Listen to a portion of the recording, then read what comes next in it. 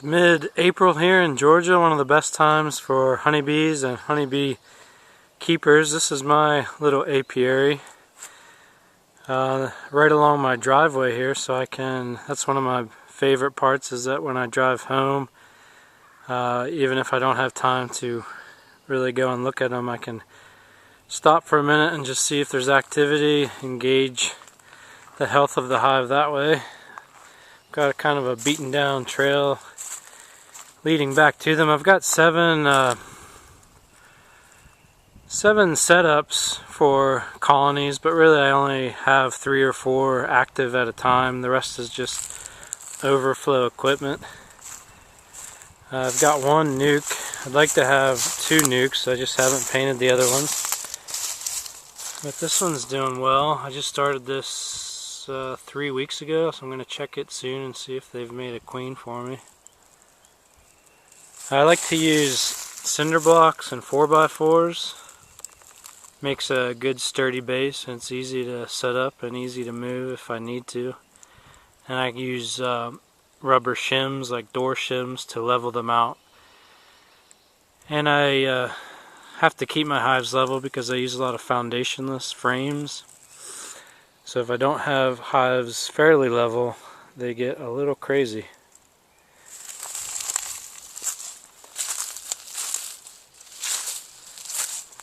And most of my stands have 2 hives, some have 3, this one down here.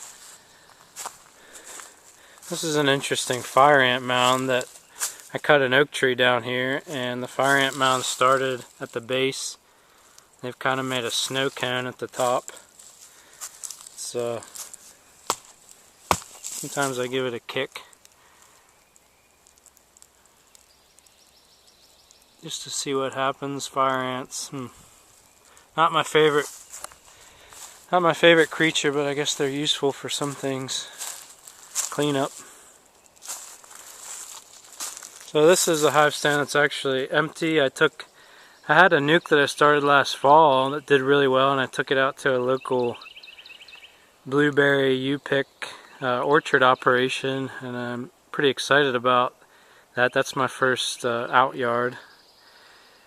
And I'm going to hopefully get out there to check it today, but that's where that hive went. As you can see here, this is my entrance. A lot of activity, lots of pollen coming in this time of the year. The honey should start soon.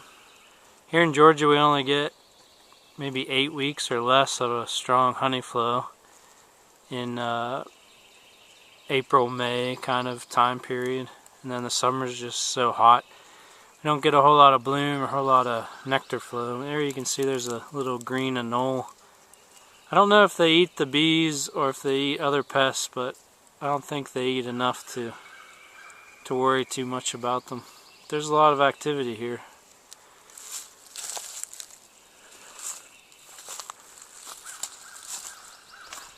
This is my other larger hive. This is the hive that, when I tested it last fall, had only like a 1 mite count, 1%. So it's out of the sample I did, I think I had 3 or less mites out of a 300 bee half cup sample.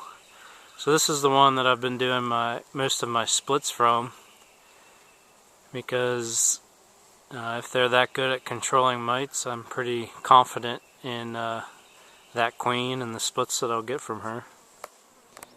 I'm not doing any hive inspections today, but I'll show you some methods that I use to feed.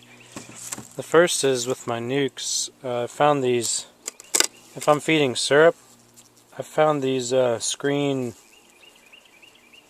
kind of boxes that hold the syrup up are nice, because you can easily feed a jar of syrup without the possibility of getting stung or having bees come out when you're feeding. So I like those. I've got those online.